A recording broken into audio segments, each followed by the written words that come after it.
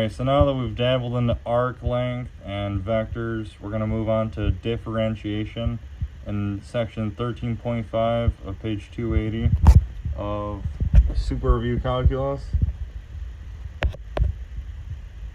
So differentiation, velocity, acceleration, and arc length. If v is a vector function, then we define the derivative v as v times t equals the limit of v times t plus h minus v times t over h to 0. Wherever the limit exists, if v times t exists, then we say that the function v is differentiable at t. We also denote that derivative as v times t equals d times t times v times t equals d over d times t times v times t. Let v and w represent differentiable vector functions, and let c represent a scalar. And then we got an example right here. I'll pause the screen for the theorem.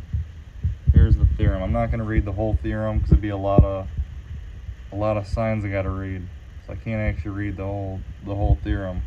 Anyhow, in all cases, v times t is not equal to 0. The velocity vector v times t to the 0 power, under power, is a tangent vector to a curve in the plane. The curve is represented parametrically as x equals x times t at time t equals t to the 0 power. In any instant of time, the velocity vector points in the direction of motion. Thus, v times t to the 0 power equals x times t to the 0 power equals a limitation t to the 0 power.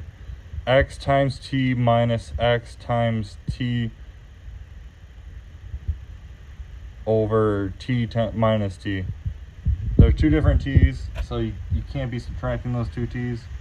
It's to the 0 power, so there's another t just like it. Anyhow, it's just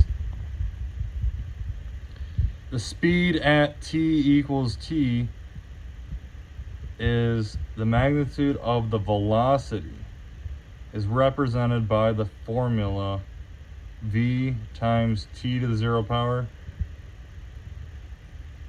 The absolute value of equals